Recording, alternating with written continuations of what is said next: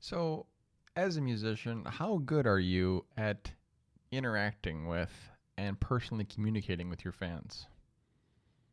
Pretty good? We're going to discuss that in today's video.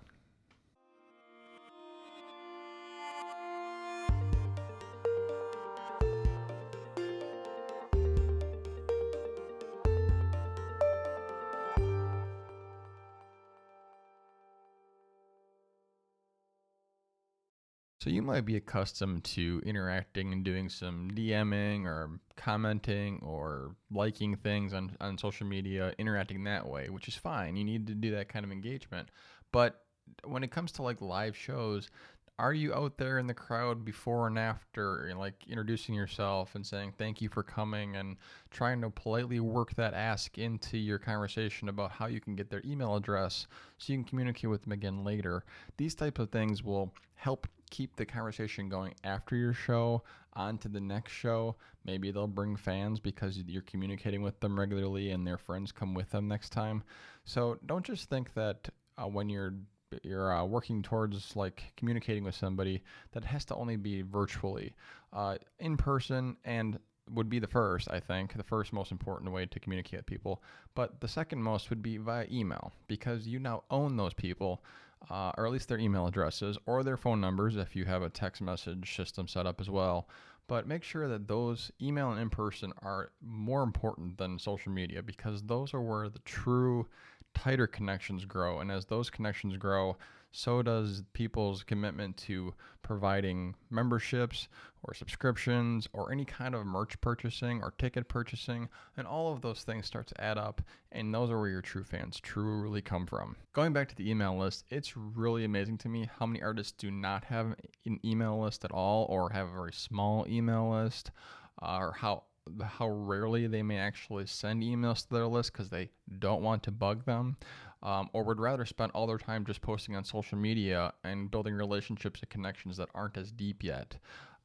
So make sure that when you're focused on your email list, do it more often. And consistently, maybe make sure you have a purpose. Everything that you're sending is of value to that audience because that's, again, a relationship builder that is going to be deeper than just doing social media posts. Remember, when it comes to email, just make sure you're sending at a minimum once a month an artist newsletter. Include live show updates, maybe pictures from your Instagram or like you interacting with fans, shots from the show, all sorts of things, behind the scenes type of thing, like in the recording studio, or you making merch at home, or this is what I'm doing when I'm not on stage, that type of stuff. But at a minimum, email once a month to the fans that have elected to trust you with their email or with their phone number if if you're sending something like this via text message or some kind of reminder via text message. Even better, bi-weekly, twice a month. Really start somewhere, even if it's once a month to start. You're like, I have more to share, I have more journey to share, more value to add and provide. Then you start to increase the cadence a little bit. So from once a month to twice a month to maybe weekly. Of course, you're not going to overburden them. There are places that send me emails almost daily, but because they show value to me, I don't mind. So remember, you're not bugging people if they've signed up, if they want to hear from you. If they don't want to hear from you, then yes, you are spamming, but they also have the option to unsubscribe as well. So don't be too afraid of bothering people. They have the control to change that if they don't want to hear from you anymore. And those are the people that you may not want on your list anyway because they've gotten bored or grown old of your information and stuff you're sharing, and they'll take themselves off the list. So don't worry about it.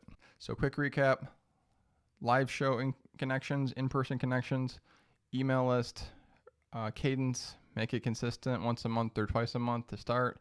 And social media is kind of ongoing, and that's always your like combing for new people to start to nurture and groom so they can become email list subscribers, can become revenue generating customers, can come to your shows more often.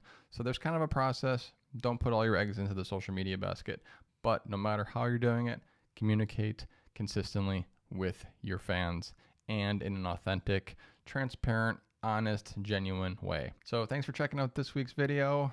Remember to like and subscribe, and I will see you guys in the next one. Thanks.